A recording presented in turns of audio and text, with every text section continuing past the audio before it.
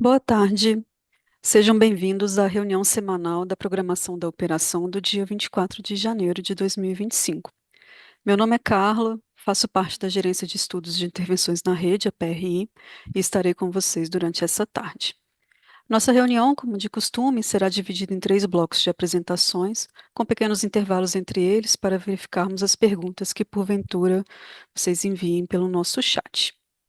Então, para iniciar a nosso primeiro bloco, teremos a apresentação sobre a previsão meteorológica com a Aline. Aline, por favor. Olá, boa tarde aos presentes. Eu peço só um instante enquanto eu compartilho a apresentação, não vai demorar. Prontinho, acredito que todos já estejam vendo a apresentação. Então, dando início, eu vou primeiro falar sobre os sistemas e os destaques para essa semana operativa do decorrer do dia 18, que começou no dia 18. Então, de forma geral, primeiro falando sobre precipitação, que a gente teve foi um avanço de uma frente fria e atuação de áreas de estabilidade no sul, no centro-oeste e no norte. Por conta do avanço da frente fria e da situação de áreas de estabilidade, a gente teve ocorrência de chuva nas bacias do sul e também pancadas de chuva no centro-oeste e também na região norte. Mas em questão de valores, os valores ficaram, de modo geral, para as principais bacias do Sim, abaixo da média, com exceção aí de pontos da bacia do Madeira e da bacia do Paranapanema. Mas como eu comentei, né, de forma geral, o Sim como um todo ficou apresentando os acumulados de chuva abaixo da média. E também ainda falando sobre os principais destaques dessa semana foi que teve a ocorrência aí de elevação das temperaturas no sul e no sudeste, onde a gente teve uma onda de calor ocorrendo em São Paulo e Rio de Janeiro. A gente considera a onda de calor são por 5 dias consecutivos, temperatura acima de 5 graus Celsius da média, que foi observado na capital do Rio e em São Paulo. Nas outras capitais do Sudeste também teve essa elevação de temperatura e também na região sul. Então, por conta disso, aqui na imagem da direita é possível ver esse tom de vermelho mais presente em boa parte do país, principalmente aí no sul, sudeste. E na imagem aqui da direita, para a temperatura máxima média dessa semana, em relação à semana passada, também tons mais para o laranja e para o vermelho do que em relação à semana passada, apontando essa elevação da temperatura.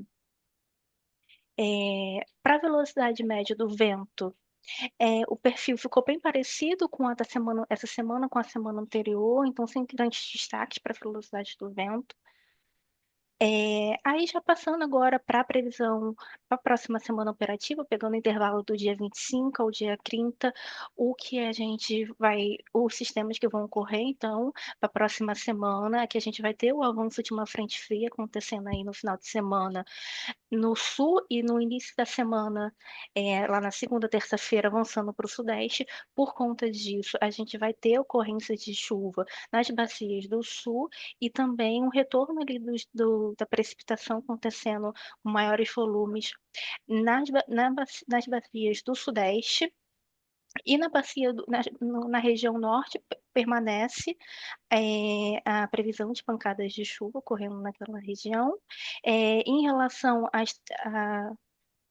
agora, passando em relação às temperaturas, como comentei, vai ter esse avanço de frente fria e, por conta disso, vai ter um declínio das temperaturas, especialmente para Porto Alegre e para as capitais do Sudeste. Então, para a próxima semana, as temperaturas vão estar mais baixas do que essa semana. É, Em relação a solar também vai estar em declínio em São Paulo e em Minas Gerais. Esse declínio da solar vai dar principalmente ali, vai se dar devido, vai estar devido principalmente ali ao final da semana operativa, onde a gente vai ter uma organização da nebulosidade na parte mais sudeste e central do país. Por conta disso, vai ter essa redução da solar, voltada mais para para o final da semana operativa, e a eólica para a próxima semana permanece o mesmo perfil que vem sendo apresentado. Então, os ventos não vão estar tão favorecidos como o que vem sendo observado na última semana, na semana anterior e nessa semana operativa. Acho que era isso que eu tinha para apresentar. Eu fico à disposição para quaisquer dúvidas e devolvo a palavra para a Carla. Ok, Aline, obrigada. Nossa segunda apresentação, então, será sobre a previsão hidrológica, e para tal chamo o Fernando. Fernando, por favor. Muito obrigado, Carla. Peço um momento para compartilhar a apresentação.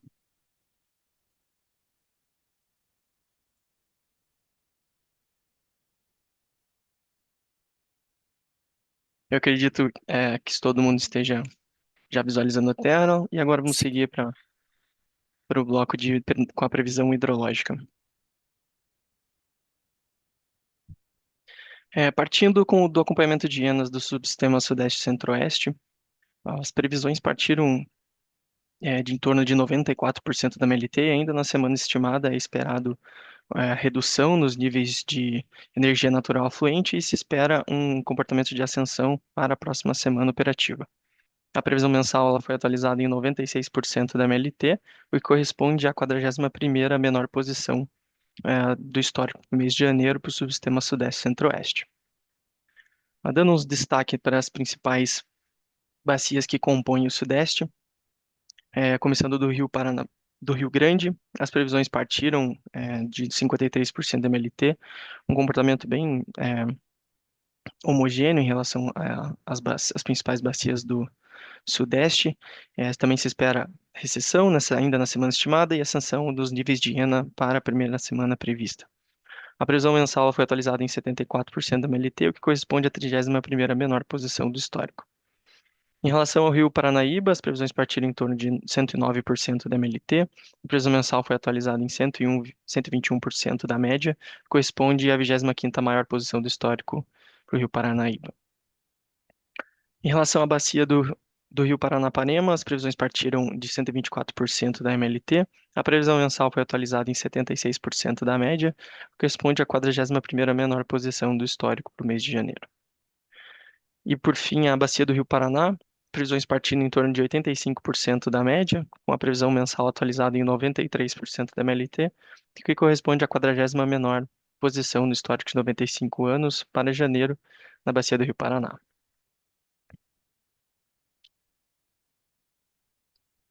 Dando sequência, no acompanhamento de ENAs diárias do Subsistema Sul, as previsões partiram de 62% da MLT e é esperado um comportamento de leve ascensão dos níveis de ENA, tendendo com uma leve estabilidade na semana estimada e na primeira semana prevista. A previsão mensal ela foi atualizada em 70% da MLT, o que corresponde à 37ª menor posição do histórico para o Subsistema Sul no mês de janeiro. Dando destaque, né, nas principais bacias do Subsistema Sul, começando da bacia do Rio Iguaçu, as previsões partiram de 62% da MLT, a previsão mensal foi atualizada em 80% da MLT para o mês de janeiro, que corresponde à 46ª menor posição do histórico. Partindo para o Rio Uruguai, as previsões partiram de 43% da MLT, a previsão mensal foi atualizada em 51% dessa média, o que corresponde à 24ª menor posição do histórico. E por fim, a bacia do Jacuí teve previsões partindo do verificado de 55% da média. A previsão mensal foi atualizada em 60% da MLT, o que corresponde à 29ª menor posição do histórico de 95 anos para a bacia do Rio Jacuí, no mês de janeiro.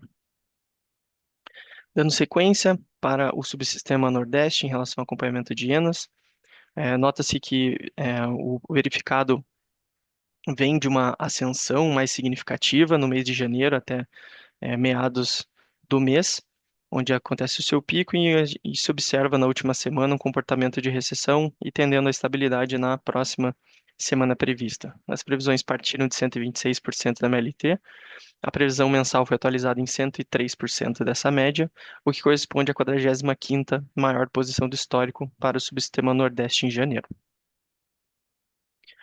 Ah, Por fim, o subsistema Norte, em relação ao acompanhamento de ENAs, também parte de um cenário de ascensão de vazões no meio de energia natural fluente no mês de janeiro.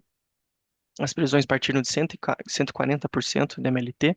A previsão mensal foi atualizada em 105% dessa média, o que corresponde à 36ª maior posição do histórico de 95 anos para o subsistema norte no mês de janeiro. Em relação à bacia do Rio Tocantins, um destaque no subsistema norte, as previsões partiram de 144% da MLT, segue o mesmo comportamento de recessão ainda na semana estimada e estabilidade na primeira semana prevista. A previsão mensal foi atualizada em 98% dessa média, que corresponde à 40ª maior posição do histórico 95 anos para a bacia do Rio Tocantins no mês de janeiro. Partindo para uma visão mais macro do país em relação à previsão de vazão de ENA para a próxima semana, nota-se que no norte do país, com as bacias do Madeira, Telespires, Tocantins, apresentando valores em torno dentro da média, entre 80% e 120% da MLT, com a exceção do Xingu e as bacias mais a jusante, com Jari, Araguari, Curuaúna, tendo o Xingu com previsões de ENA para a próxima semana acima de 160% da média, e as outras mencionadas entre 120 e 160. O contraste fica com a Tumã abaixo de 40% da média. Em relação à região Nordeste, temos destaque aqui Parnaíba em torno da média, o destaque na verdade é o São Francisco, entre 140% e 160%, 120% e 160% da média, e com contraste no Paraguaçu, com esperado ENA para a semana que vem abaixo de 40%. Fazendo a transição para o subsistema Nordeste, no sistema Sudeste, bacias como Grande, Doce, Jequitinhonha, apresentando expectativa para a próxima semana em torno de 40% a 80% da média, mas a maioria do Sudeste, com as principais bacias que desaguam no Rio Paraná, tanto quanto a principal calha do Paraná, com expectativa de valores em torno da média para a próxima semana. Por fim, os subsistemas, a porção sul do país, apresentando cenários em torno de 40% e 80% da média para a próxima semana. Partindo de uma avaliação de uma evolução de ENA mensal, ao longo, né, vindo em 2024, nota-se um aumento acentuado nos níveis de ENA para janeiro de 2025 para o subsistema Sudeste. Não se nota o mesmo comportamento para o subsistema Sul, com redução nos níveis de ENA em relação a dezembro. E por o subsistema Norte e Nordeste, um comportamento de ascensão similar, atingindo patamares próximos, mas um comportamento geral de ascensão nos valores de ENA para o mês de janeiro. Um zoom para a evolução da previsão semanal, tanto do PMO e das suas revisões semana após semana, em termos de percentual da MLT. Nota-se que o subsistema Nordeste ficou oscilando em torno, subsistema Sudeste, desculpa, ficou oscilando em torno da média, no PMO prevendo 103, partindo para 92, 107, 97, e por fim, nessa revisão 4, se espera um fechamento do mês de janeiro em torno de 96% da MLT. Um comportamento parecido de oscilação em torno da média se observa para o subsistema Nordeste, sendo previsto no PMO 102, sendo atualizado para 109, 101, 105 e, por fim, nessa revisão 4, em torno de 103% da MLT para o mês de janeiro. Em relação ao subsistema Norte, foi o subsistema que apresentou mais variabilidade durante as semanas ao longo do mês de janeiro, começando no PMO em 109%, sendo atualizado para 121, 131, atingindo o máximo, e sendo reajustado para valores previstos lá no começo do mês, em torno de 111, e por fim, com o fechamento nessa revisão 4, sendo esperado em torno de 105% da MLT para esse mês de janeiro no subsistema Norte. O subsistema que ficou abaixo da média foi o subsistema Sul, e também não tendo grandes variações, partindo do PMO de previsões em torno de 79, atualizando em 67, 73, 76 e, por fim, 70% da MLT nessa revisão 4 para o mês de janeiro no subsistema Sul. E com isso eu encerro a parte da previsão hidrológica. Estamos disponíveis para eventuais dúvidas e eu retorno a palavra, Carla. Muito obrigado. Ok, obrigada, Fernando. Para finalizarmos esse nosso primeiro bloco, convido então a Dayana para apresentar para nós sobre a operação hidráulica. Dayana, por favor. Obrigada, Carla. Boa tarde a todos e todas. Peço um minuto só para eu compartilhar minha tela.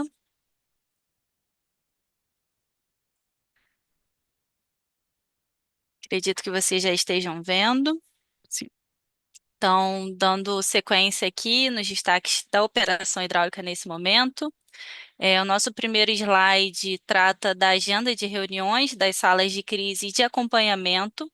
Essas salas são coordenadas pela Agência Nacional de Águas e Saneamento Básico e tem a participação do ONS. Então, aqui do lado direito do slide, a gente tem o cronograma das próximas salas. A sala da Bacia do Rio Paranapanema, a última foi realizada no dia de ontem. A próxima está prevista para o dia 20 de fevereiro. A do Sul está prevista para a próxima semana, dia 28. A do São Francisco, dia 4 de fevereiro. A do Tocantins, 18 de fevereiro. A do Paraguai está sendo realizada nesse momento. A do Doce está prevista para a próxima semana, dia 29.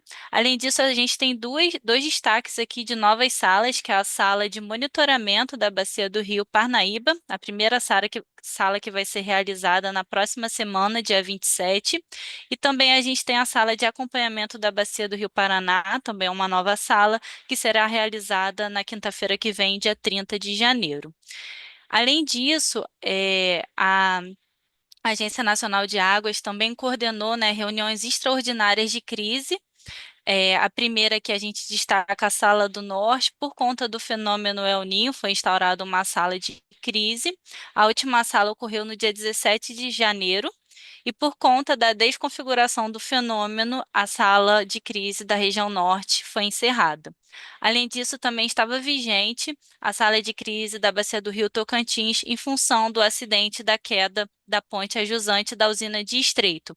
Essa sala, a última, foi realizada no dia 16 de janeiro e ela também foi encerrada, sendo vigente nesse momento apenas a sala de acompanhamento da Bacia do Rio Tocantins. Nessa semana operativa, nós tivemos a participação em duas salas. A primeira delas foi a sala de acompanhamento da Bacia do Rio Tocantins, que ocorreu no dia 21 de janeiro. E aqui a gente traz algumas informações do que o ONS apresentou na ocasião. Lembrando que são levadas informações sobre a operação hidráulica dos principais reservatórios da cascata. Também a gente leva a informação das vazões afluentes e as vazões defluentes. Um outro destaque é uma simulação hidráulica de curto prazo, que a gente sempre apresenta para a usina de cabeceira, que é a usina de Serra da Mesa, com capacidade de regularização da vazão. Então, a premissa da simulação considerou o atendimento das restrições vigentes declaradas pelos agentes ao ONS e também defluências praticadas objetivando a preservação dos recursos e também o atendimento das condições do Sistema Interligado Nacional. O horizonte da simulação considerou o período de 20 de janeiro a 28 de fevereiro. Foi utilizada a previsão de chuva do modelo numérico SMWF e transformado em vazão através do modelo SMAP do ONS. Aqui no primeiro gráfico à esquerda, a gente apresenta o cenário previsto de vazões na cabeceira, na usina de Serra da Mesa. Foram considerados dois cenários de previsão de afluência, um cenário inferior, considerando uma média de 1.088 metros cúbicos por segundo para o período previsto, que corresponde a 72% da MLT, e um cenário mais otimista, denominado por cenário superior, com uma média de vazão afluente de 1.348 metros cúbicos por segundo, que corresponde a 89% da MLT. Com base nas informações de vazões afluentes e também as diretrizes de defluência para a usina de Serra da Mesa, que foi considerado o valor de 300 metros cúbicos por segundo até o final de fevereiro. Aí só um ponto de destaque é essa defluência de 300, atualmente é a defluência mínima que pode ser praticada por Serra da Mesa em função do agente de geração ter declarado essa informação através do FSAR H 7408.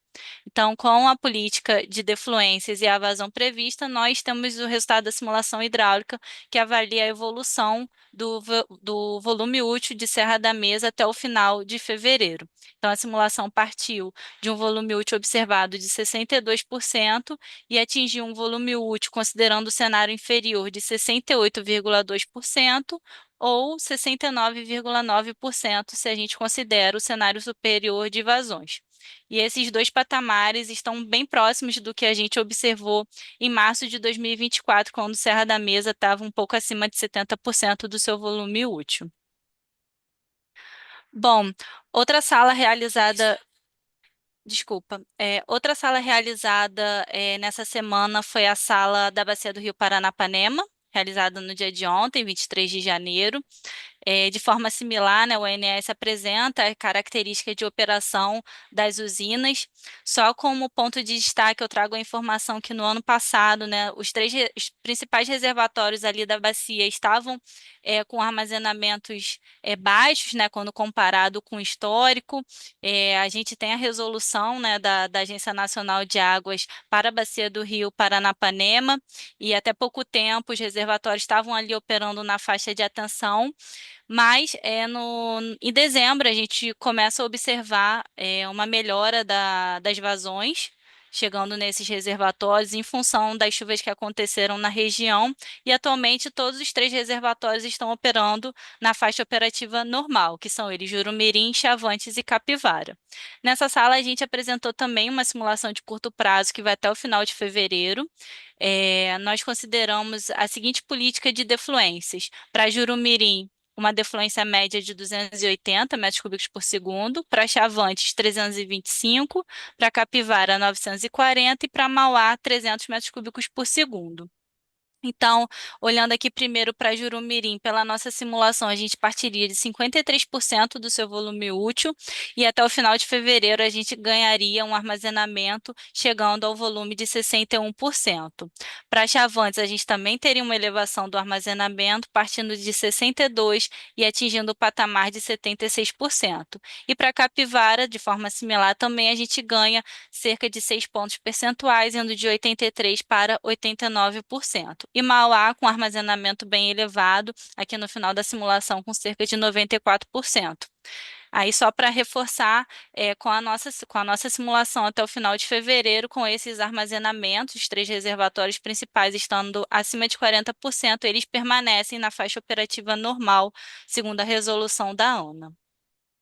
E para fechar, a gente traz a informação sobre a revisão dos volumes de espera. Ontem foi emitido pelo ONS a carta de número 0119 de 2025, com a revisão dos volumes de espera para as 2 próximas semanas operativas. Aqui ao lado tem o destaque de quais volumes foram revistos, né, de quais usinas tiveram seus volumes revistos, que estão destacados na cor vermelha. Então, para as 2 próximas semanas, nós tivemos revisão dos volumes de espera das usinas de Furnas, Marimbondo, Emborcação, São Simão, Promissão, Ilha Solteira Equivalente e Capivara. Destacando que os outros reservatórios, onde os valores aqui estão na cor preta, seguem com os valores determinados no Plano Anual de Prevenção de Cheias. Com isso, eu encerro a minha apresentação, agradeço o espaço, Carla, e te devolvo a palavra. Ok, obrigada, Daiane. Então, agora faremos o nosso primeiro intervalo e voltamos em breve. Até. Boa tarde a todos novamente. Retornamos para as apresentações do segundo bloco da nossa reunião. Para começar, teremos a apresentação sobre previsão de carga para programação diária e acompanhamento diário semanal, que será realizado pelo Eric. Eric, por favor. Obrigado, Carla. Boa tarde a todos. Vou começar o compartilhamento da apresentação.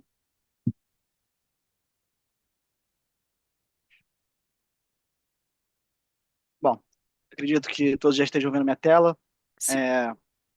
Falar um pouquinho do desempenho semanal da previsão de carga para a programação diária da operação ao longo dessa última semana, do dia 17, a última sexta-feira, até o dia de ontem, 23 de janeiro. Só destacando aqui, antes de apresentar os subsistemas, como foi informado pela PRH na apresentação mais cedo. no começo das apresentações. Uma semana com temperaturas bastante elevadas, especialmente no subsistema Sudeste, Centro-Oeste e Sul, onde foram feitas intervenções ao longo de alguns dias, principalmente aqui no Sudeste Centro-Oeste, no sábado, dia 18, e da segunda-feira até o dia de ontem, muito em função dessas temperaturas elevadas, com ocorrência de ondas de calor no Rio de Janeiro e também em São Paulo, e temperaturas bastante elevadas também, acima dos 30 graus, pela região sul do país. E os modelos de previsão de carga, o Prévio Carga DECEM, né, não é diferente, eles não respondem imediatamente a essas variações bruscas de temperatura, essas grandes elevações, visto que eles analisam o comportamento do histórico de carga, né, dos dias anteriores, e também é, eles não respondem imediatamente a essa forte elevação das temperaturas, portanto, são necessários alguns ajustes ao longo dos dias. E começando então pelo Sudeste e Centro-Oeste, na sexta-feira, o comportamento da carga vinha um pouco acima da previsão indicada pelo Prévio Carga DECEM, portanto, no sábado, para a previsão realizada para o sábado, dia 18, nós realizamos o ajuste nas previsões, visto o comportamento da carga nesse dia 17 e as sinalizações indicadas pela nossa gerência de meteorologia de temperaturas elevadas, principalmente na região sudeste do país. Para o dia 19 não foi feita nenhuma intervenção. Para o dia 20, novamente foram feitas intervenções ao modelo Prévio Carga DECEM, visto a expectativa de manutenção das temperaturas elevadas e também do modelo Prévio Carga DECEM estar subestimando a carga aqui ao longo dos dias anteriores, também no domingo não foi diferente.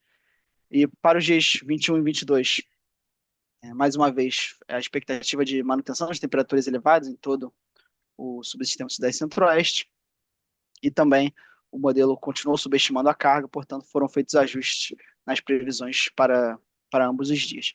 No dia 23, o Prévio Carga DECEM estava enxergando uma redução na carga, apesar da manutenção das temperaturas elevadas, portanto, como na nossa análise nós não vimos motivo para essa redução na carga ao longo do dia, em relação ao comportamento do restante da semana, nós realizamos os ajustes também no dia 23, na última quinta-feira.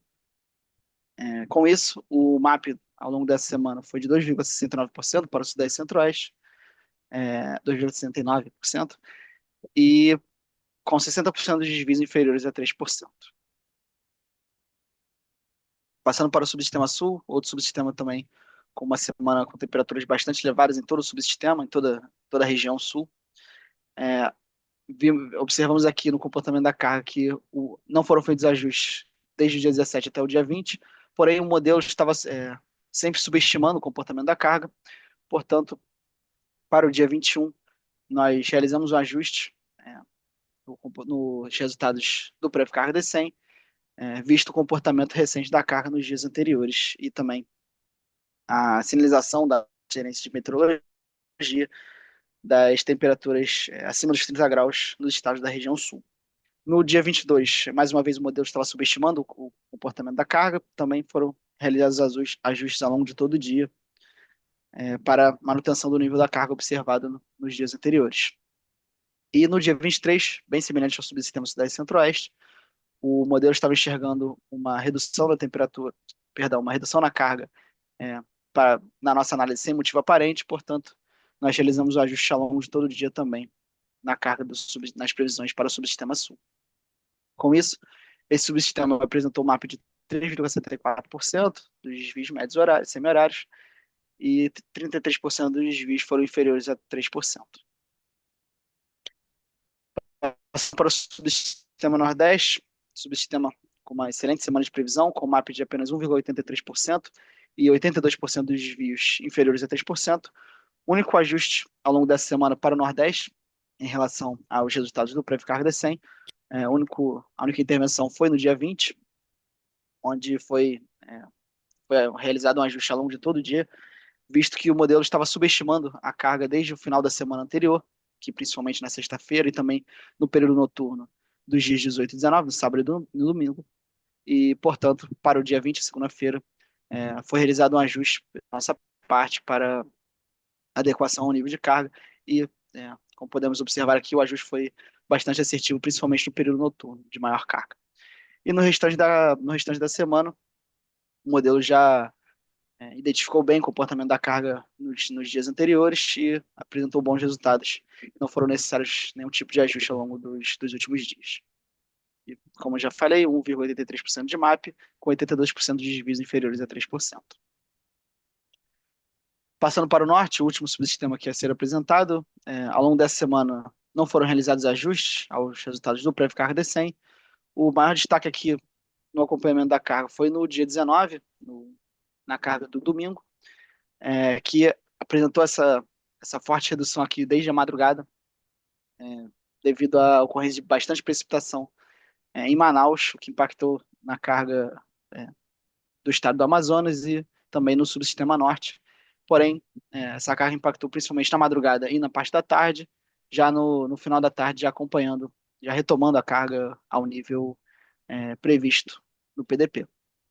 E no restante da semana, uma boa semana de previsão no norte, com MAP de 2,73%, com 72% dos desvios inferiores a 3%.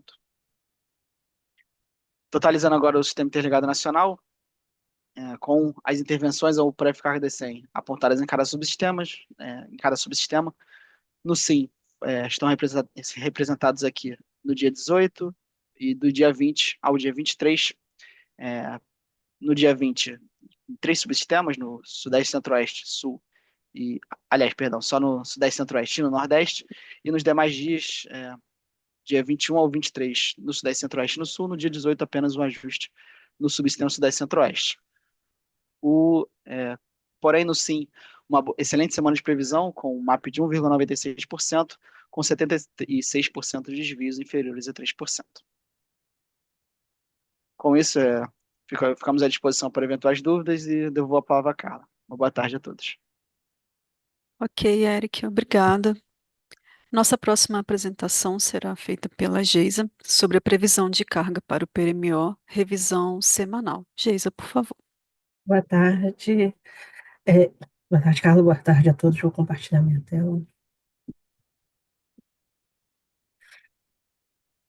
Tá compartilhada? Dá para Sim. ver? Deixa eu só. Dando continuidade, vou falar da previsão de carga para a programação semanal da operação.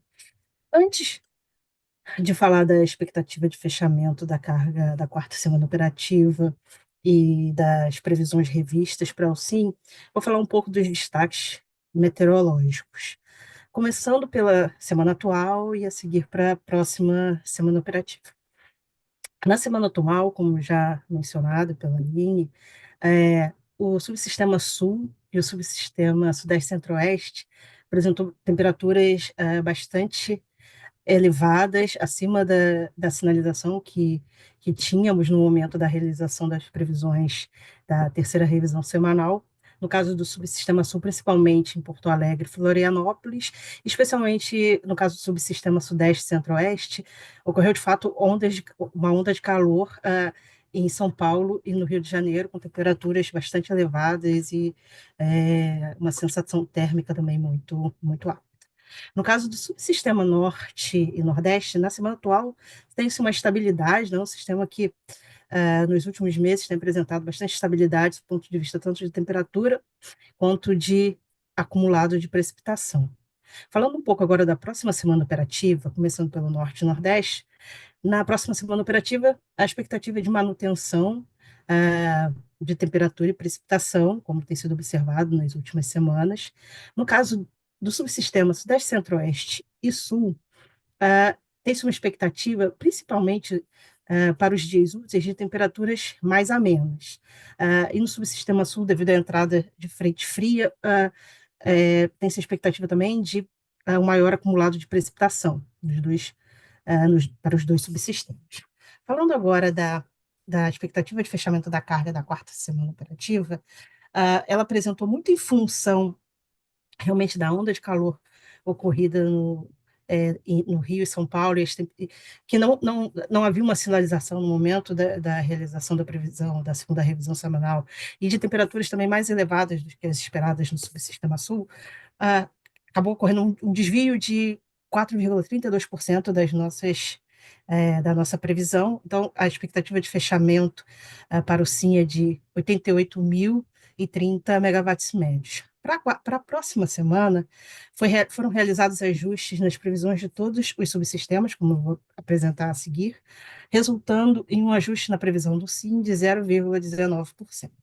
Com isso, a previsão de carga revista de janeiro para o SIM é de 83.077 megawatts médios, correspondendo a um ajuste de 0,11% com relação à previsão do PMO. Passando agora para os subsistemas, falando do subsistema Sudeste Centro-Oeste,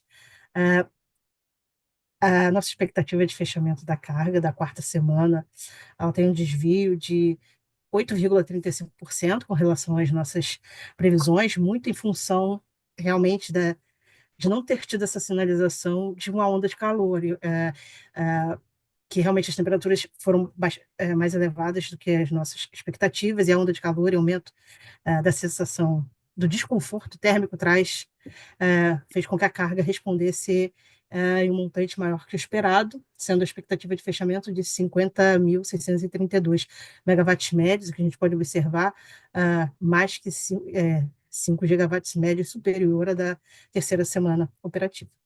Para a quinta semana operativa, ainda tem temperaturas mais elevadas no começo da semana operativa, no entanto, nos dias úteis, a expectativa é que tenham temperaturas mais amenas e também precipitação ao longo dos dias úteis. Com isso, o ajuste na nossa previsão foi de somente 1,84%. Passando agora para a previsão atualizada de janeiro para o subsistema Sudeste Centro-Oeste, ela passa para 46.719 megawatts médios, apresentando uma variação de menos 0,05% com relação à previsão do PMO de janeiro. O subsistema Sul teve um comportamento semelhante ao observado no caso do subsistema Sudeste Centro-Oeste, apesar de não ter ocorrido uma onda de calor, a temperatura, tanto em Porto Alegre quanto em Florianópolis, foi mais elevada do que as nossas expectativas, e aí a carga ela acaba respondendo também em um montante superior ao esperado. Com isso, a nossa expectativa de fechamento para a quarta semana operativa apresenta um desvio de 9,18% com relação às nossas previsões, sendo a expectativa de 16.694 megawatts médios. Para a próxima semana operativa, também, tal como no subsistema Sudeste Centro-Oeste, a expectativa de temperatura mais amena, mas ainda se tem um começo da semana operativa com temperaturas um pouco ainda elevadas. Com isso, as previsões elas foram ajustadas em 5,12%. Assim, temos que a previsão revista de janeiro para o subsistema Sul é de 15.384 megawatts médios, apresentando um ajuste de 5,98% com relação às previsões do PMO de janeiro. Passando para o subsistema Nordeste, a expectativa de fechamento da quarta semana, ela apresentou um desvio de menos 3,73% das nossas previsões, sendo uma expectativa de fechamento de 13.161 megawatts médios.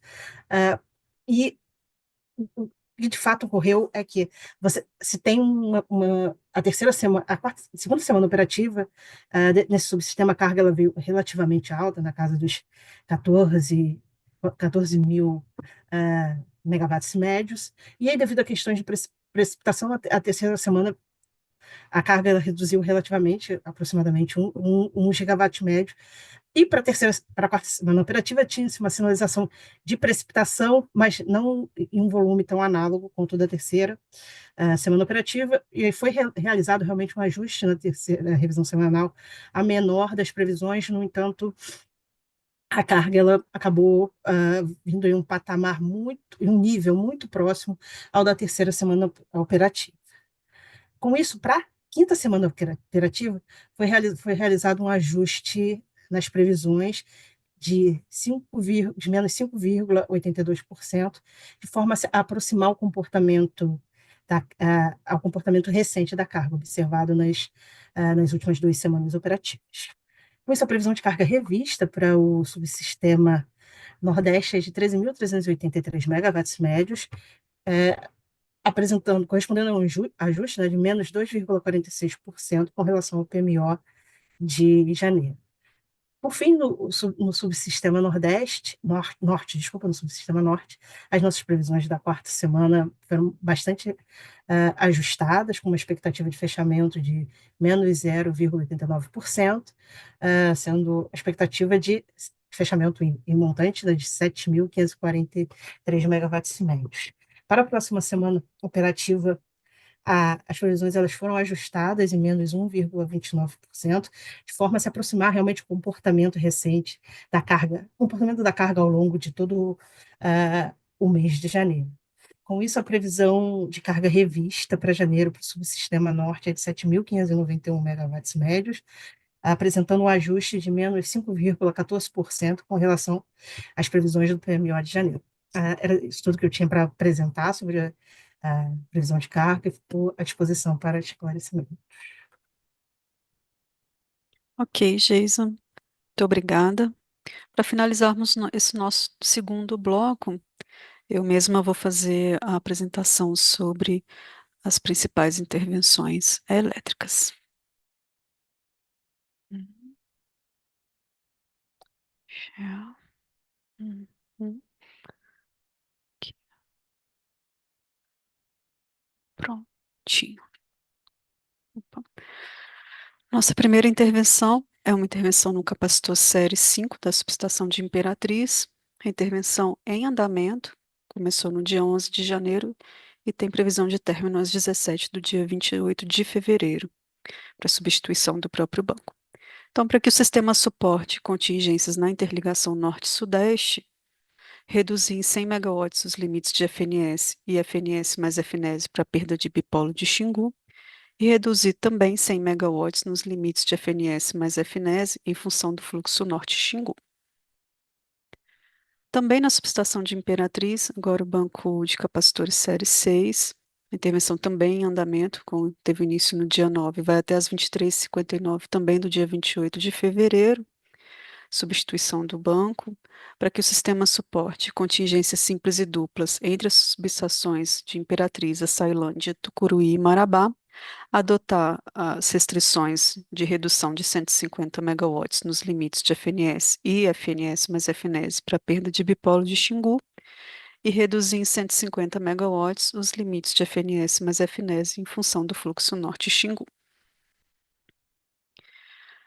Das 22 do dia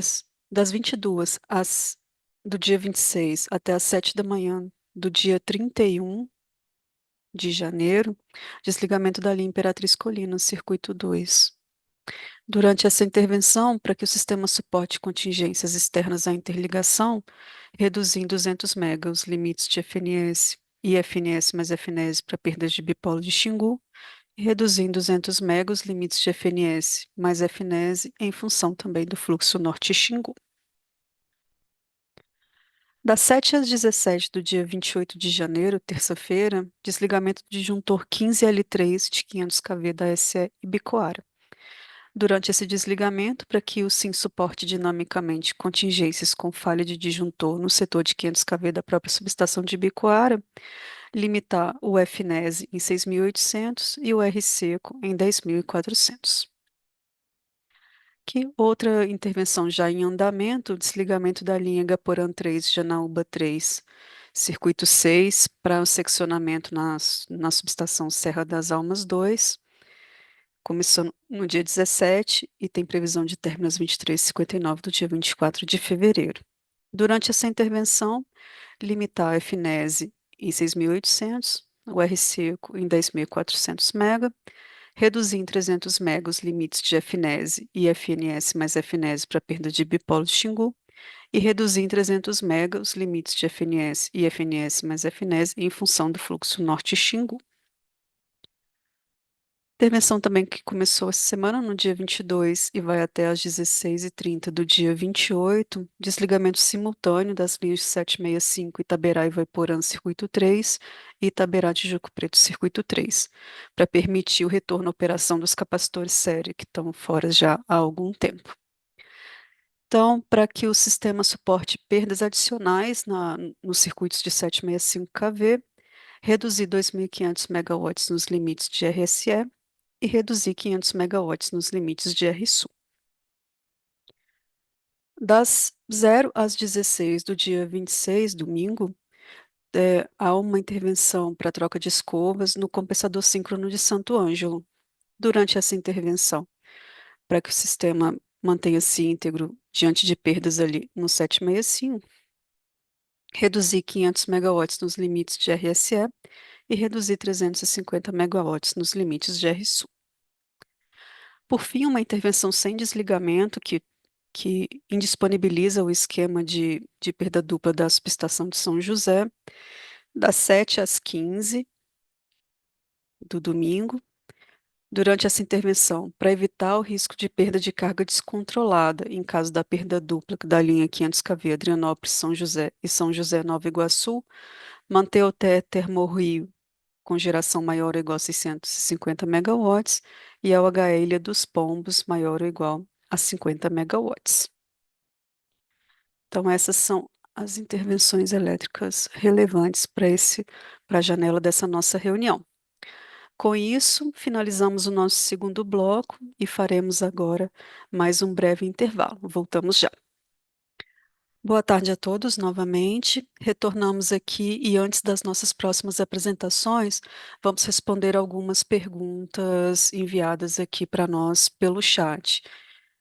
Algumas delas, pessoal, vão ficar para o nosso último bloco, ok? Mas por hora, então, vamos responder a pergunta do Renato Mendes, da Ultragás Comercializadora. Boa tarde, pessoal. Tudo ok? Tudo ok, Renato. Obrigada. Vocês poderiam, por gentileza, dar informações acerca da situação da linha Xingu Terminal Rio? O que ocasionou o problema? Há expectativa de normalização da sua operação no próximo dia 2 de fevereiro, correto? Essa data corre risco de não ser cumprida? Obrigado. Renato, nós fomos informados pelo agente que houve queda de torre nas linhas do Bipolo, Xingu Terminal Rio, e nesse momento, conforme a intervenção cadastrada no SGOP, o retorno está informado, está previsto, sim, para o dia 2 de fevereiro, às 17 horas. Se essa data corre risco de ser descumprida, esperamos que não, né? Mas a informação oficial desse momento é retorno dia 2 de fevereiro, às 17 horas. Outra pergunta que vamos responder agora é do Maurício Goulart, da Copel. O SGI 3463-25 dos episódios de queda de torres por sabotagem na linha 500 kV Colinas-Miracema não foram considerados? Estavam com recomendação de limitar o fluxo FNES em 6.000 até o dia 17 de maio. Além do mais, o IPDO do dia 23/1 também indica queda de torre do Ipolo Xingu Terminal Rio. Poderiam atualizar sobre os impactos deste acontecimento? Foi normalizado? Sobre o Bipolo Terminal Xingu Terminal Rio, foi a resposta que eu dei agora para o Renato. E sobre a intervenção na linha Colinas-Miracema, ela sim tinha uma previsão para maio, porém, ela já foi concluída no dia 21, às 15h16. Então, o impacto dela não é mais considerado. Então, pessoal, como eu disse, as demais perguntas que chegaram aqui no chat, a gente vai responder após o nosso último intervalo. E para dar continuidade aqui nas nossas apresentações, convido o Daniel para falar sobre as intervenções energéticas relevantes e os resultados do PMO. Daniel, por favor.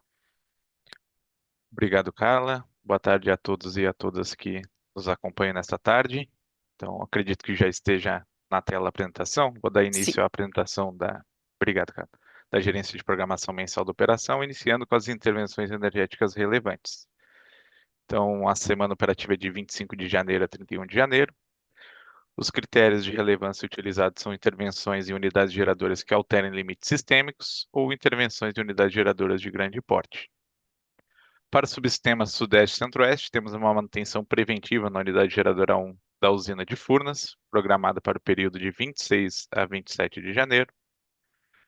Temos o Black Start da UHE Ilha Solteira, programado para o próximo domingo, dia 26 de janeiro, utilizando as unidades geradoras de 1 a 8. E para esta mesma usina, temos também a unidade geradora 11 para uma manutenção corretiva, programada para a próxima segunda-feira, dia 27 de janeiro. Já Itaipu, no setor de 50 Hz, temos uma manutenção preventiva na unidade geradora 9A, também para a próxima segunda-feira, dia 27 de janeiro. Indo agora para o subsistema Sul, na UHS Salto Osório, temos o desligamento das unidades geradoras 1 e 3 para atividades de modernização da unidade geradora 2, onde será necessária a descida de mergulhadores, portanto, será necessário esse desligamento das unidades adjacentes no próximo domingo, dia 26 de janeiro. No Nordeste, na usina térmica Vale do Açu, temos o desligamento da unidade geradora 2 para uma manutenção preventiva programada para segunda-feira, dia 27 de janeiro. E, por fim, no subsistema Norte, não há destaques para essa semana operativa. Indo agora para os resultados da revisão 4 do PMO, para a semana operativa de 25 a 31 de janeiro, temos um custo marginal de operação médio para o subsistema Norte e Nordeste de R$ 40,19 do megawatt-hora, e para os subsistemas Sudeste, Centro-Oeste e Sul, um CMO médio de R$ 40,63 o megawatt-hora. Então tem uma diferença, né? Teve esse descolamento, né, devido ao atingimento de intercâmbio no patamar de carga média. Então, analisando, né, os intercâmbios que foram atingidos, os intercâmbios do bipolo Xingu Estreito Xingu Terminal Rio foram atingidos nos patamares de carga pesada, média e leve estrutural. O FNS foi atingido nos patamares de pesada, média e leve conjunturais. E o somatório FNS mais leve foi atingido no patamar de carga média conjuntural apenas. A título de informação, né, a geração termoelétrica indicada pelo modelo DECOMP, né, lembrando que o despacho efetivo termoelétrico ele é definido em etapa de programação diária. Temos para o subsistema Sudeste e Centro-Oeste um total de 2.923 megawatts, no subsistema Sul 429 megawatts, subsistema Nordeste 8 megawatts, no subsistema Norte 1.613 megawatts, totalizando aí no SIM 4.973 megawatts, sendo majoritariamente, né, a inflexibilidade declarada pelos agentes, né, no montante aí total de 4.778 megawatts. Já em relação ao despacho GNL antecipado de 9 semanas, né, já avaliando a semana de 29 de março a 4 de abril, observa-se que as usinas de Santa Cruz, Luiz Oscar Rodrigues de Melo e Porto Sergipe 1 não foram indicadas, né, o despacho antecipado, pois o benefício GNL, né, para cada um dos subsistemas foi inferior, né, ao CVU dessas usinas. Já em relação à energia armazenada, né, para o subsistema Sudeste, a gente parte dessa semana operativa com 59,7%, atingindo aí no final da semana operativa, no dia 31 de janeiro, 62,2%, portanto uma elevação. E na abertura do cenário segundo mês, tem a expectativa de finalizar o mês de fevereiro com um valor esperado de 75% de volume útil e os limites mínimos e máximos entre 67,9% e 86,1%. Já para o subsistema Sul, parte-se essa semana com 65,8%, com uma expectativa de queda, atingindo no dia 31 de janeiro 61,5%. E os cenários, né, do Sul acabam que são mais dispersos, com um volume esperado de 64,8% e os limites inferior e superior entre 34,5% e 92,9 pontos percentuais. O subsistema Nordeste parte a semana operativa com 65,7%, com uma expectativa de concluir a semana em 70,4% e um volume esperado ao final do segundo mês de 80,6% e os limites mínimos e máximos entre 73,1% e 82,1%. Por fim, o subsistema Norte, partindo dessa semana operativa aí com 71%, com expectativa de elevação até 75,2%, e o volume esperado do segundo mês de 85,1%, o limite máximo de 95,9%, e outliers inferiores aqui em 42,3%. Com isso, encerro a nossa apresentação. Agradeço a todos pela atenção e fico à disposição para eventuais dúvidas. Devolvo a palavra para você, Carla. Ok, Daniel, obrigada. Então, para finalizarmos nosso ciclo de apresentações, convido Thaís para falar sobre a política operativa. Thaís, por favor. Boa tarde, obrigada, Carla. Vou projetar a apresentação, só um minuto.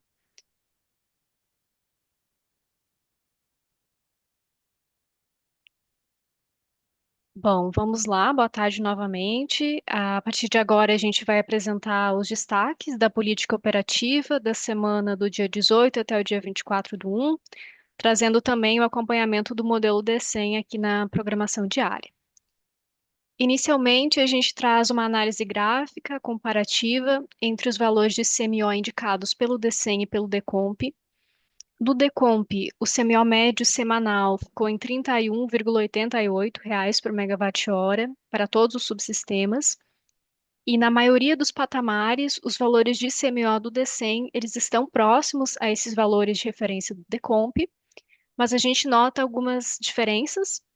A gente nota primeiramente CMOs nulos na carga leve dos dias 18 e 19, que ocorreram devido à carga reduzida que a gente tem no final de semana.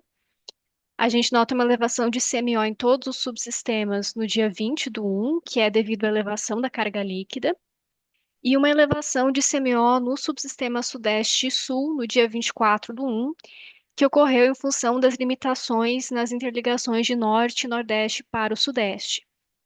As demais variações de CMO que a gente nota durante a semana operativa são decorrentes do melhor detalhamento da carga, da rede elétrica e da previsão de geração de usinas não simuladas que a gente tem diariamente. Nesse slide, nós temos os valores de CMO por barra para uma meia hora, que no caso é dia 24/1, às 20 horas. E elas estão, né, os valores estão aqui mostrados através de um mapa georreferenciado. E vale destacar que apenas 30% das barras do SIM estão representadas nesse mapa. O que a gente nota são valores de CMOs diferenciados entre os subsistemas Norte e Nordeste e o Sul-Sudeste, que ocorreram em função da limitação do somatório dos fluxos FNS mais FNS. Nesse slide, a gente apresenta o box plot com os valores de CMO por barra para os 4 subsistemas para o dia de hoje. Para todos os subsistemas, esses dados de CMO apresentam alguma dispersão de resultados. Iniciando para o subsistema Sudeste, a gente tem uma série de outliers, tanto inferiores quanto superiores, que são decorrentes de várias situações. Então, são decorrentes da inequação para controle de carregamento da linha de 440 kV Bom Jardim Cabreúva, conforme a instrução de operação da região Sudeste. Inequação para evitar sobrecarga inadmissível nos circuitos remanescentes da linha de 88 kV Henry Borden Baixada Santista, conforme o serviço, o SGI 345 de 2025. Também em função de limitação do fluxo juscelino, conforme 2 SGIs, o 76389 de 24 e o 4027 de 2025. Também em função de limitação do somatório dos fluxos FNS mais FNES, conforme o SGI 4.358 de 2025, limitação do fluxo FNS, conforme o SGI 4.027-25, e limitação nos somatórios dos bipolos 1 e 2 do Madeira, conforme o SGI 4.027 de 2025. No subsistema Sul, a gente nota outliers que são consequência da inequação para controle de carregamento da linha de 440 kV Bom Jardim Cabreúva, conforme instrução de operação. No subsistema Nordeste, os outliers, tanto inferiores quanto superiores, ocorreram ao longo do dia e são devido a uma série de motivos também. A inequação para controle de carregamento da linha de 440 kV Bom Jardim Cabreúva, a limitação do fluxo juscelino, conforme os 2 SGIs que eu já comentei, a limitação do somatório de FNS mais FNES, também conforme o SGI que eu já comentei, uma inequação para controle de carregamento da linha de 230 kV Irecê Morro do Chapéu 2, conforme instrução de operação da região Nordeste, a limitação do fluxo FNS, conforme o SGI que eu já comentei também, limitação do fluxo nas linhas de 500 kV de Poções 3, Padre Paraíso 2, C1 e C2, pós-PPA, conforme o SGI 4027-25, limitação no fluxo do fluxo Miracema Grupi, conforme o SGI 2887-2025, e limitação no somatório dos fluxos Imperatriz Colinas e Itacaiunas Colinas, conforme o SGI 75982 de 2024. Por fim, para o subsistema Norte, também notam-se outliers inferiores e superiores, que são decorrentes da limitação do fluxo juscelino, limitação dos fluxos FNS mais FNES e limitação do fluxo FNS, limitação dos fluxos das linhas de 500 kV Poções 3, Padre Paraíso 2, C1 e C2, limitação do fluxo Miracema-Gurupi e limitação dos fluxos Imperatriz Colinas e Itacaiunas Colinas, como eu já comentei anteriormente também. Bom, nos próximos slides a gente vai apresentar um comparativo entre a geração do DCEM e do PDP para os 4 subsistemas, com relação tanto à geração hidráulica quanto térmica. Então, iniciando pela geração hidráulica, a gente observa que em todos os subsistemas ocorreram algumas diferenças e elas ocorreram em função da política operativa. Já com relação à geração térmica, foram observadas diferenças nas gerações do PDP em comparação ao DCEM, devido à declaração de flexibilidade por parte dos agentes após essa publicação do DCEM, mas houve ainda diferenças por a razão elétrica e por exportação de energia térmica. Com relação às ofertas de resposta da demanda para essa semana operativa, houve acionamento para os dias 20, 21, 22 e 24 do 1. Em todos os dias de acionamento foi utilizada a modalidade disponibilidade e nos dias 20 e 24 também foi despachada a RD na modalidade D-1. O maior montante aprovado para essa semana ocorreu no dia 24 e foi de 237 megawatts, sendo 144 na modalidade D-1, com um valor máximo de R$ 950 por megawatt-hora e os 93 megawatts na modalidade disponibilidade. Não houve programação de importação de energia nesse período da última semana, do 18 até 24 do 1. Nessa semana operativa houve intercâmbio internacional com a Argentina e o Uruguai na exportação. A exportação comercial de energia ocorreu por geração térmica para a Argentina, através das conversoras de Garabi 1 e 2, e as usinas térmicas que participaram da exportação foram Cubatão, Termorio, Jorge Lacerda A, B e C. Também houve exportação comercial de energia EVT para o Uruguai e para a Argentina no dia 19 do 1. Agora, a gente apresenta os gráficos com as médias semi-horárias do balanço por subsistema no decorrer dessa semana operativa. Para o subsistema Sudeste e Centro-Oeste, ele se configurou como importador de energia nos patamares de carga média e pesada. A geração ela foi dimensionada para controle de nível nas usinas do Grande, Paranaíba e Paraná, e uma exploração dos recursos energéticos nas usinas das bacias dos rios Madeira e Telespires. Com relação ao subsistema Sul, houve uma exploração maior de geração hidráulica maior na bacia do Iguaçu, em função das condições hidrológicas, e em relação à bacia do Jacuí e Uruguai, foi utilizada conforme a necessidade para atendimento da carga e também para controle de fluxos RSul e FBTA. Para o subsistema Nordeste, a gente nota a elevação da defluência média diária de Xingó para 1.300 metros cúbicos por segundo para controle do volume de espera de Taparica e também em atendimento ao FSARH 7410 de 2025. Para o subsistema Norte, ele se configurou como exportador em todos os patamares, com utilização da geração das usinas de Belo Monte para atendimento à ponta de carga, conforme a disponibilidade energética, exploração das usinas da bacia do Rio Tocantins e operação minimizada na usina de Balbina. Nesse slide, a gente apresenta o balanço por fonte de geração dos dias 18 até o 24, onde 94% do despacho foi realizado por fontes renováveis, e dentre todas essas fontes, 24% dessa geração são de usinas não despachadas, centralizadamente, como eólicas, fotovoltaicas, PCHs, PCTs e MMGD.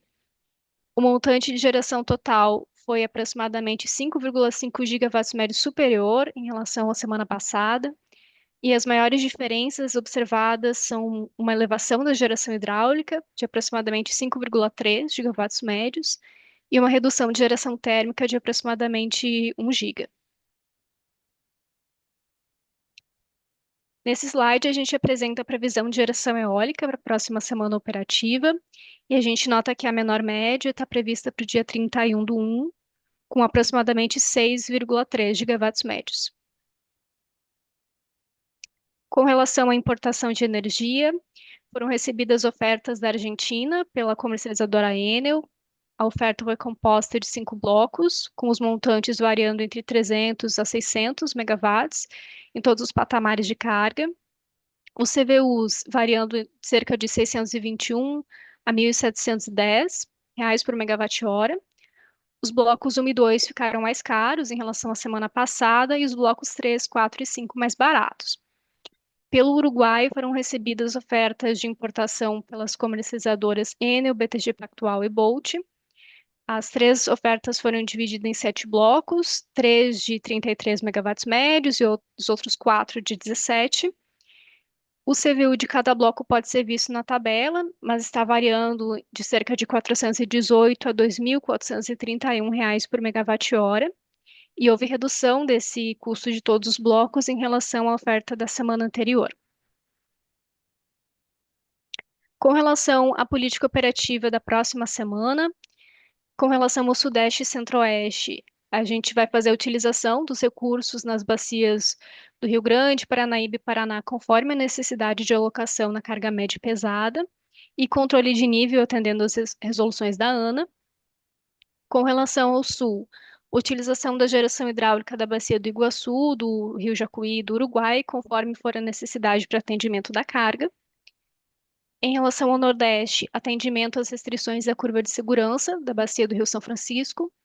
Em relação ao Norte, exploração da geração das usinas da bacia do Rio Tocantins e Xingu, com exceção de Serra da Mesa, respeitando-se as restrições operativas e os limites elétricos vigentes, e operação minimizada na usina de Balbina.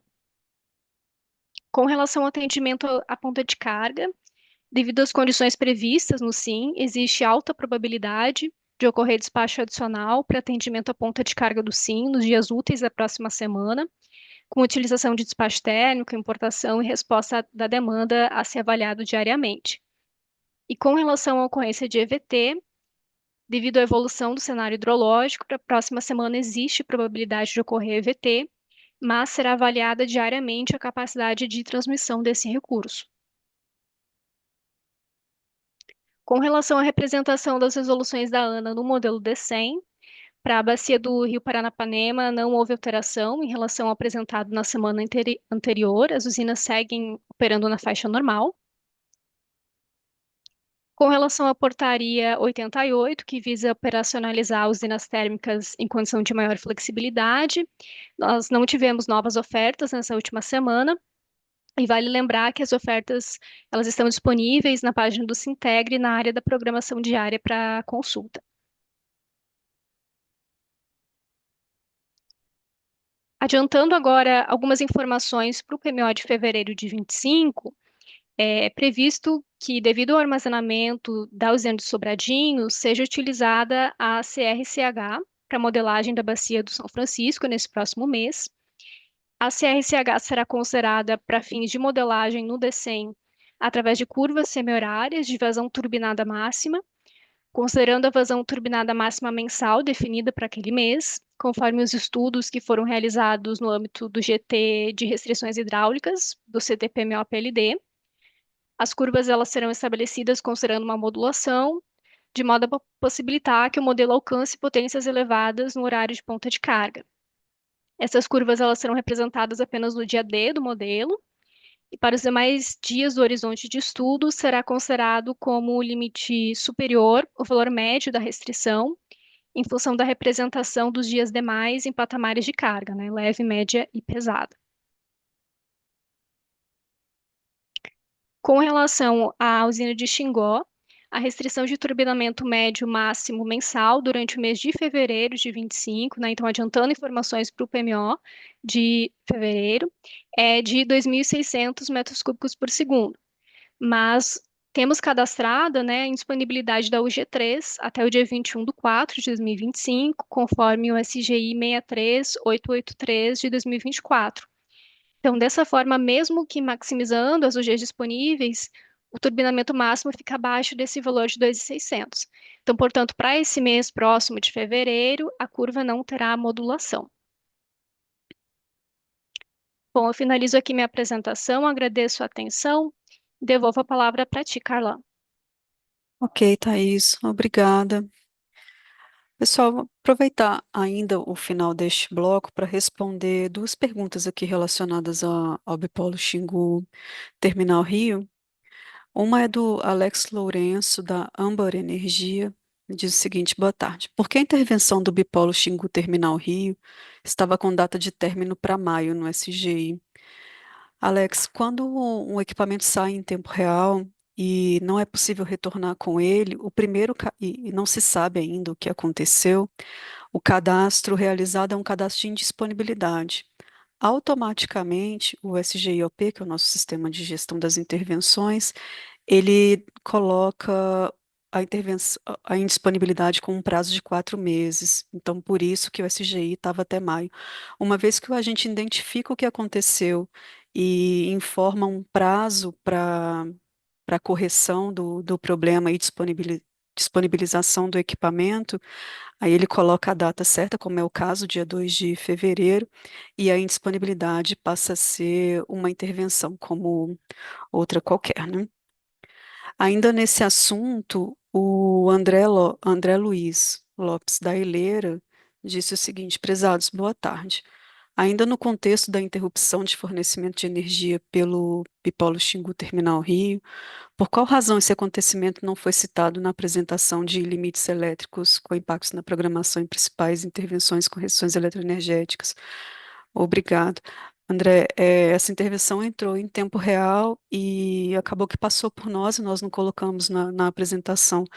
Por isso, eu peço desculpas a você, ok? Então, agora faremos nosso último intervalo para retornar com as respostas das demais perguntas que recebemos aqui no chat. Até breve. Olá a todos, retornamos então com o último bloco para responder as perguntas que recebemos aqui pelo chat. A primeira pergunta que vamos responder é do Santiago Soares, da Pampa Sul Energia. Comparando os dados do Previcarga D100 para o mesmo período de 24/1 a 31/1 dos anos de 2024 e 2025, é possível verificar um acréscimo de 28%, o que vem se mantendo ao longo dos dias do mês de janeiro para os patamares médios e pesados, um valor próximo de 20.000 megawatts, dias de semana. É possível inferir sobre esses dados que este aumento é ou pode ser considerado o novo normal para esses patamares? Ocorreu operação assistida do Previcarga D100 devido a variações nas temperaturas. Não sei se isso é é uma pergunta ou um comentário. Mas para atender você, Santiago, convido o Douglas. Douglas, por favor. Boa tarde, Carla. Boa tarde a todos. Santiago, vamos lá. Nós iremos responder aqui sua pergunta pensando que você falou a respeito do Subsistema Sul. Se não for sobre o Subsistema Sul, fique à vontade para mandar seu questionamento na central de atendimento que nós respondemos por lá.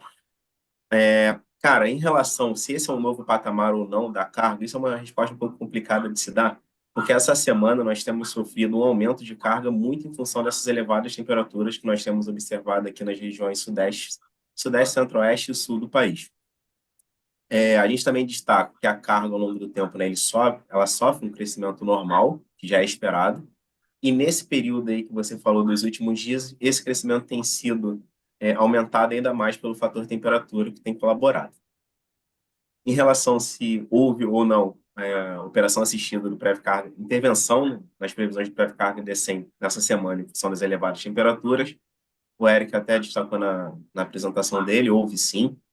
Uma das justificativas para nós intervirmos é a indicação de elevadas temperaturas pela PRH, e houve essa indicação e nós acabamos subindo um pouco a previsão em relação ao modelo e acabamos sendo muito felizes nessa decisão, ok? Espero ter respondido sua pergunta, Santiago, e fico à disposição. É isso, Carlos. Ok, Douglas, aproveitando mais uma pergunta para você, do Alessandro Dutra, da Petrobras. Boa tarde. Os recordes de carga diário e horários verificados no dia 22/1 podem ser podem ser superados nesse verão? Nessa semana, os valores de carga estão bem elevados em decorrência da temperatura, o que mostra forte correlação. Douglas, por favor. Boa tarde a todos novamente. Boa tarde, Alessandro. Dando sequência, quase como a resposta que eu fiz aí para o Santiago, não vou lhe afirmar se esse recorde será superado ou não, dado os inúmeros fatos que têm que ocorrer em conjunto para esse recorde acontecer. Essa semana, como destaque, nós temos a temperatura extremamente elevada aqui nas capitais do subsistema Sudeste e Centro-Oeste, que colaborou para o acontecimento desse recorde aí que nós observamos ao longo dessa semana. Eu aproveito para destacar que brevemente nós iremos divulgar a nota técnica do plano 2025-2029, e nessa nota técnica existe a previsão de demanda máxima para cada um dos subsistemas, e sim, ao longo do horizonte de estudo. É isso. Obrigado, Carla. Obrigada a você, Douglas. Nossa próxima pergunta vai para a Thaís. Ela foi feita pela Ariane Teixeira, da Tradner. Boa tarde. Conforme o relatório Rapidói de 24 de janeiro, houve indicação de EVT de usinas do Rio Tocantins e Telespires para exportação das 7 às 24 horas. Porém, para o mesmo dia, o CMO horário passou de R$ 1.600 por megawatt-hora no subsistema Sudeste e Centro-Oeste entre 19h30 e 21 horas, indicando despacho térmico, CVUs acima de R$ 1.000 por megawatt-hora. Por que a indicação de EVT para o mesmo período em que há necessidade de despacho térmico para atendimento à ponta da carga? Como podemos ter uma informação mais assertiva sobre a disponibilidade de EVT exportável? Obrigada. Thaís, por favor. Ok, boa tarde, Ariane, obrigada pela pergunta. A EVT, que foi indicada no Rapidói, ela não era transmissível em função da contingência do Xingu Terminal Rio, e a gente está trabalhando para melhorar as informações que constam no relatório e incluir também essa informação sobre a possibilidade ou não de transmissão dessa EVT. E com relação à geração adicional, ela ocorreu em função da carga líquida alta e também essas restrições, né, no fluxo que eu comentei do Xingu Terminal Rio. Então, foi necessário alocar mais recursos dentro do Sudeste e Sul para atendimento dessa ponta de carga. Obrigada, retorno para ti, Carla. Ok, obrigada, Thaís. Agora, pessoal, teremos uma série de perguntas relacionadas à programação que Eros vai responder para nós.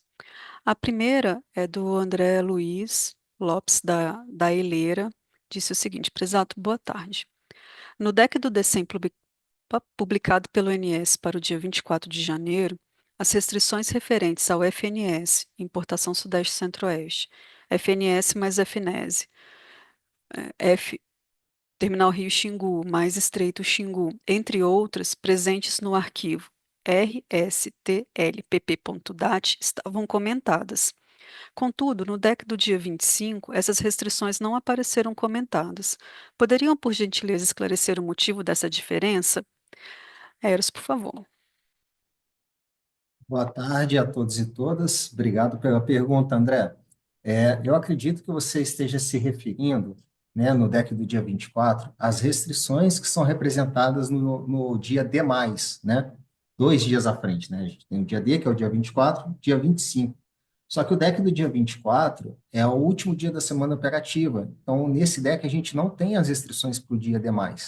Então, todos os decks das sextas-feiras, né, referente à sexta-feira, você vai encontrar essas restrições comentadas. E depois, né, quando a gente vai executar uma nova rodada, né, no primeiro dia da semana operativa, no sábado, essas restrições elas voltam, porque, né, a gente naturalmente volta a ter o restante dos dias da semana operativa. É esse o motivo. Obrigado, Carla. Ok, Eros, mais uma pergunta da Laiane Maia, da Eleira Renováveis. Prezados, boa tarde. Poderiam, por gentileza, explicar como foi tratada a restrição de geração do bipolo Xingu Terminal Rio no bloco CE 601, com a aplicação de limites inferiores, superior ou iguais a zero, alterada no dia 24/1? Além disso, gostaríamos de entender por que todas as restrições associadas às LPP e tabelas, bloco RE 901 até RE 997, foram comentadas nessa mesma data. Seria possível detalhar como essa modelagem foi realizada em função do SGI 4358-25? Ainda temos dúvidas quanto à interpretação desse SGI e, consequentemente, a forma como ele foi declarado no DEC do INS. Por fim, solicitamos que, em futuras intervenções desse tipo, seja incluído um documento explicativo em PDF no DEC, detalhando as alterações realizadas. Isso ajudaria os agentes a compreenderem o ocorrido e a reproduzirem as ações de forma precisa. Agradecemos desde já pela atenção e esclarecimentos.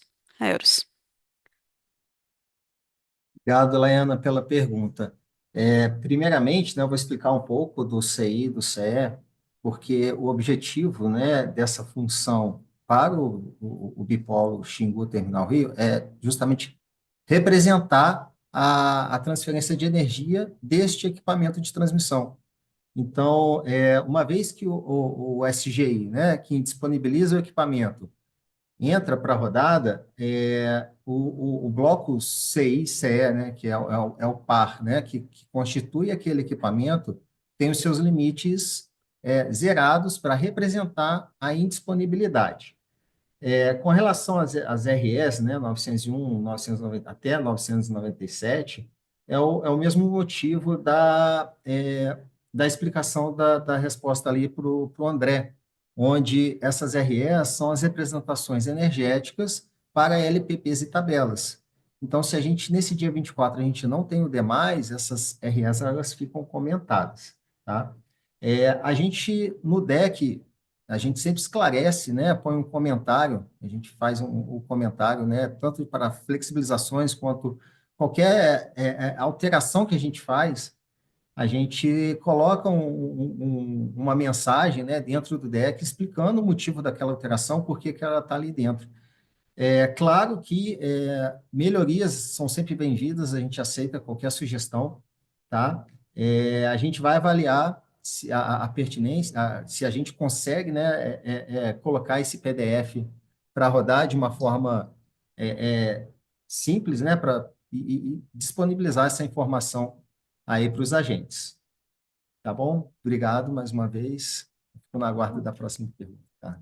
Para você também, Eros. Do Matheus, da Serena Energia. Prezados, boa tarde. Com o impacto da redução do bipolo de Belo Monte, considerando as restrições de exportação da região Norte e Nordeste, qual a razão para não diminuir a geração hidráulica do Norte e aumentar a exportação da região Nordeste? Obrigado, Matheus, pela pergunta. A gente está com um ponto de operação onde o Norte e o Nordeste estão isolados, né? A gente busca fazer o corte ótimo, né, dos recursos, dos excedentes das regiões Norte e Nordeste, trazendo, né, maximizando essa transferência para o Sul e Sudeste, né? A sua referência com relação à geração hidráulica, a gente sempre tem as questões ambientais em que a gente tem que atender às gerações mínimas, restrições de taxa de variação, a gente tem que obedecer todas essas restrições. Então, muitas das vezes a gente tem que manter uma geração hidráulica. E a questão de aumentar a exportação da região Nordeste, isso é muito em função da previsão de geração eólica e fotovoltaica. Se você, eu indico, né, a gente pode fazer uma comparação do RAPDOI de um dia sem, né, a intervenção do bipolo com o de hoje, por exemplo, e a gente consegue perceber naquele gráfico de balanço, né, uma redução significativa da exportação da região Nordeste e também da região Norte, né? Então, mostrando aí que está limitado, está isolado os dois subsistemas. Tá ok? Obrigado, Carlos. Ok, Eros, obrigada a você. Mais uma para você e, de repente, para Daniel, se houver necessidade de ajuda, do Pedro Batista, da CPFL Brasil. Prezados, boa tarde, tudo bem? Com relação ao SGI 4358-25, que trata sobre a indisponibilidade da linha Xingu Terminal Rio, como serão considerados os limites para o planejamento da operação nos modelos New Wave, Decomp e D100? A IO de contingência 8XG será utilizada para cálculo dos limites de FNS, FNES e FNS mais FNES? Eros. Obrigado pela pergunta, Pedro. Eu vou abordar aqui com relação ao D100. A gente avalia diariamente os SGIs, né, que eles entram e saem, e com base nos SGIs, na vigência do SGI e a recomendação que está dentro do SGI, e lembrando, né, que quando a gente tem uma ocorrência de grande vulto no sistema, as equipes, né, de planejamento elétrico, elas atuam, elas estudam esse novo ponto de operação, né? Então, esses limites, a gente consegue atualizações desses limites, consegue colocar algumas condicionantes, né? E essa recomendação, ela pode ser alterada, no sentido da gente ganhar mais limite, tá? Então, do ponto de vista do DECEM, é essa visão de que o SGI está vigente e a gente seguir o que está na recomendação do SGI e traduzir isso para dentro do deck do modelo DECEM. Aí, passo a palavra para o Daniel para poder complementar com relação ao nível de Decomp.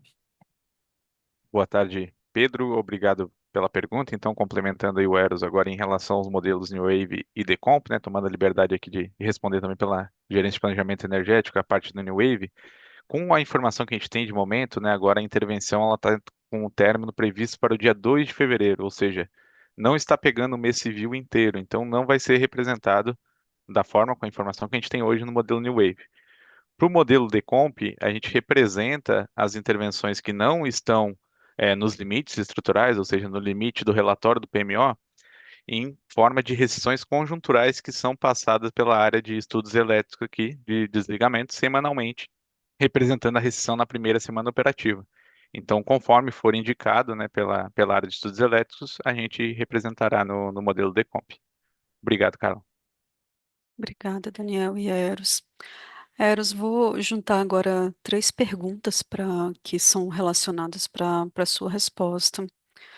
A primeira, da Maria Cecília Lopes, da Aliança Energia. Prezados, boa tarde. No deck do DECEM de ontem, para o dia de hoje, o CMO apresentou valores que chegaram a R$ 1.650 para os submercados Sul e Sudeste. A que se deve esse valor tão alto, também considerando que o PLD está no piso? A outra, do Santiago Soares, da Pampa Sul Energia. O motivo do CMO horário atingir o valor de aproximadamente R$ 1.653 por megawatt-hora se dá ao motivo das restrições elétricas provenientes do bipolo Xingu Terminal Rio, além das restrições de FNS mais FNES e FNS, ou existem outros fatores preponderantes para contribuir para esse valor? E a última é do Eric Schoit, da Matrix. Prezados, por que o CMO de hoje apresentou valores acima dos R$ 1.000? Eros, por favor. Obrigado pela pergunta.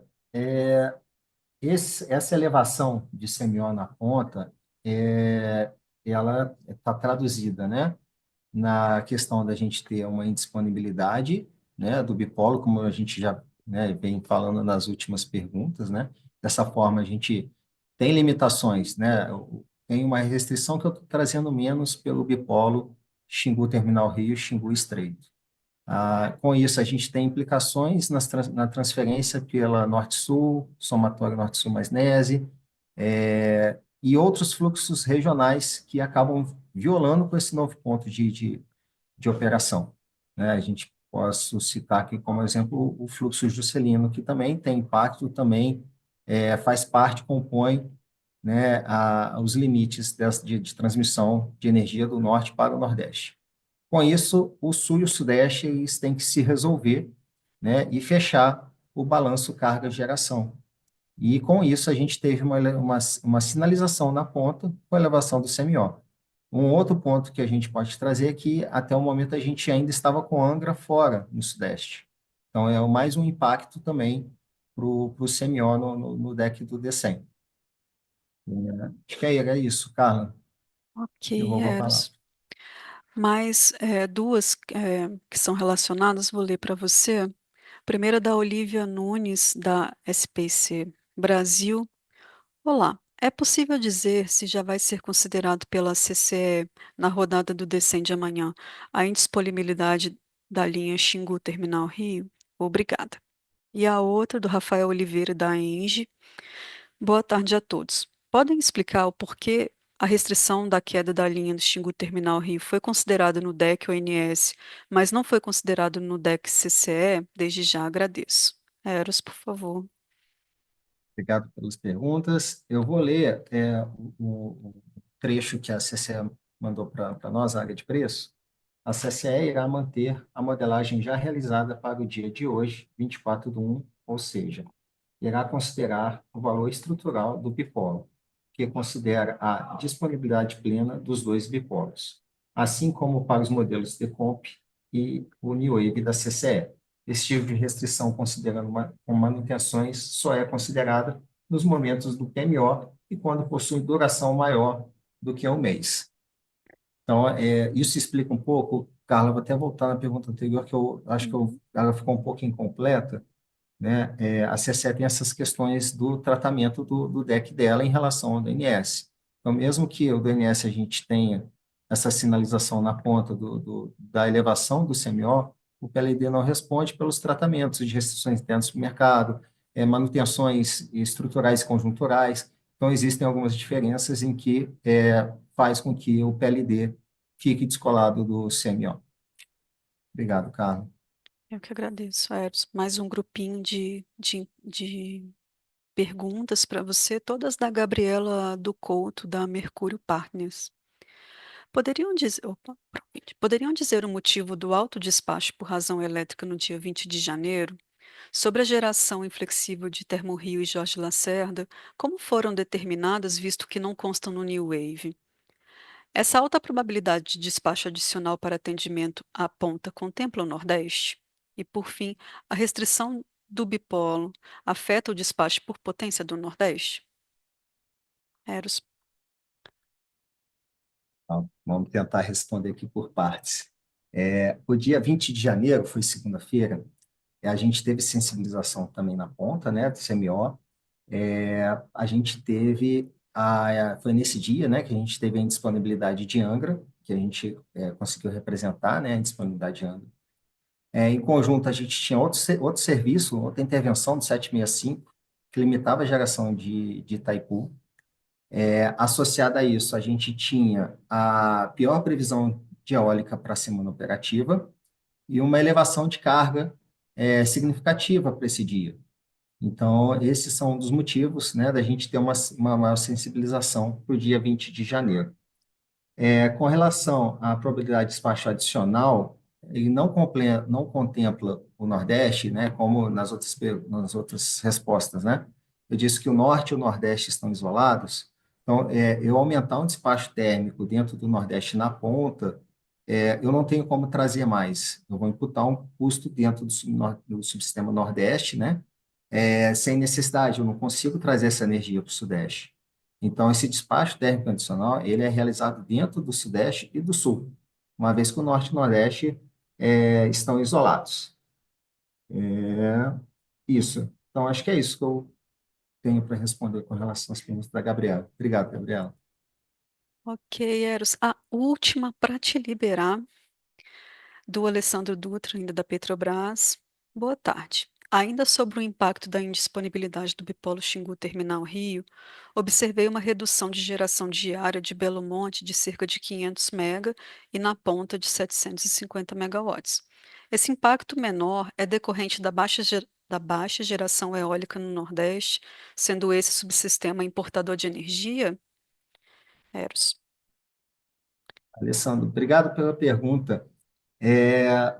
Esses valores de geração em Belo Monte, né? Então, eu volto a colocar a situação em que a gente está com o Norte e o Nordeste isolado. E aí, nesse ponto de operação, a gente tenta, vamos dizer assim, minimizar o prejuízo do Sudeste e do Sul, trazendo o máximo que a gente pode. Então, o corte, a gente busca, né, a gente procura o corte ótimo, reduzindo as usinas em que tem mais sensibilidade, tem mais fator de sensibilidade, vai trazer a menor perda para o Sul e para o Sudeste. Então, dessa forma, a gente se precisar, né, de recolher um recurso eólico, se precisar de recolher um recurso hidráulico, que seja Belo Monte, né, esses valores de redução, eles não estão necessariamente associados, né, esses valores de Belo Monte, somente com a eólica, e sim na otimização da energia, né, dado que o Norte e o Nordeste estão isolados, trazendo essa energia para o Sul e para o Sudeste. Eu vou voltar também na pergunta da Olívia, porque ela foi a Olívia que perguntou sobre o dia 20, não, foi a Gabriela, com relação à inflexibilidade de Termorrio e Jorge Lacerda.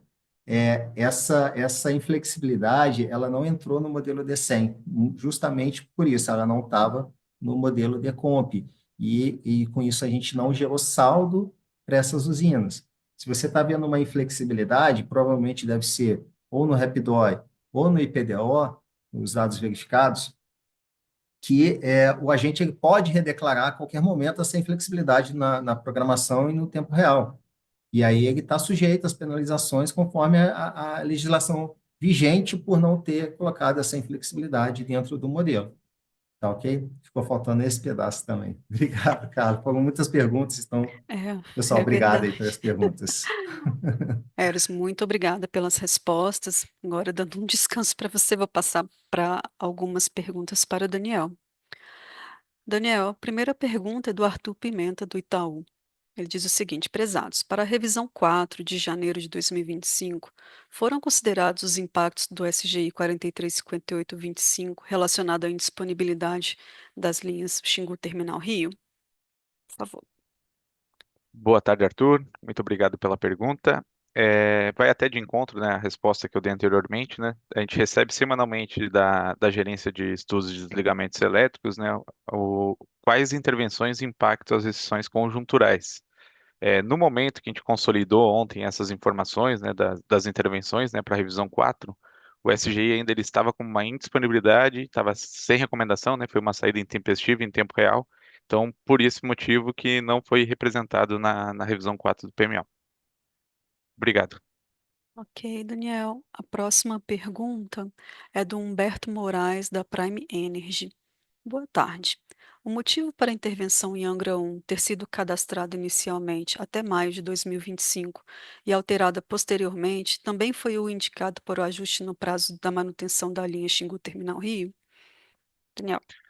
Boa tarde, Humberto. Muito obrigado pela pergunta. Sim, da mesma forma, né, que a Carla até exemplificou lá a questão do cadastro de disponibilidade do Bipolo, foi feito para a Angra, né? Teve uma saída intempestiva, o agente ainda não sabia a causa e o prazo, né, para a conclusão da intervenção.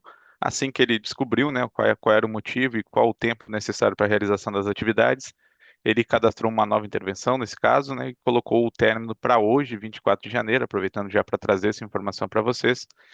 E ela já está até com SGI de rampa, né, programado para as 23h59 do dia de hoje, iniciar a rampa de retorno da unidade.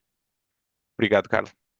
Maravilha, Daniel. Obrigada pelas respostas. E agora eu vou responder as últimas 4 perguntas que recebemos aqui no chat. A primeira é da Olivia Nunes, da SPIC Brasil. Boa tarde. Gostaria de saber o impacto e a data de retorno da linha que caiu no dia de ontem. Obrigada. Olivia, se você se refere às linhas do Bipolo Xingu Terminal Rio, é o que já comentamos, né, ao longo das respostas aqui, ela há impacto de limites, né, conforme pode ser visto na recomendação da intervenção, e ela tem data de retorno para o dia 2 de fevereiro, às 17 horas.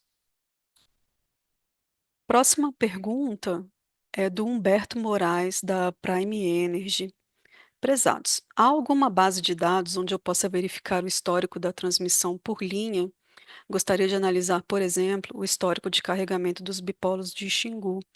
Humberto, o ONS tem um site que chama ONS Dados Abertos, e muitos desses dados constam lá, inclusive os valores para elementos de fluxo controlado, como o bipolo.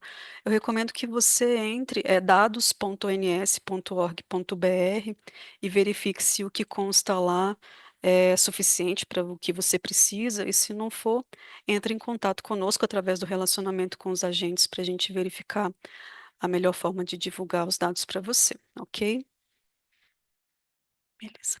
A próxima pergunta é do Mário Gameiro, da Croma Energia. Boa tarde. Ainda sobre o incidente no Bipolo Xingu Terminal Rio, qual o impacto na total de transmissão da linha? Bom, os 2 polos do bipolo estão desligados, né? Então ele foi a zero. Então não temos transmissão, não temos fluxo Xingu Terminal Rio nesse momento, enquanto o SGI de desligamento está vigente, né? Novamente, até o dia 2 de fevereiro. Por fim, Pergunta da Laiane Maia, mais um comentário, né? Helena Renováveis. Em complementação à resposta fornecida ao André Luiz da Ilheira, ressaltamos que as informações relacionadas à intervenção no Bipolo Xingu Terminal Rio, que foram omitidas nas apresentações, são de extrema importância para os agentes.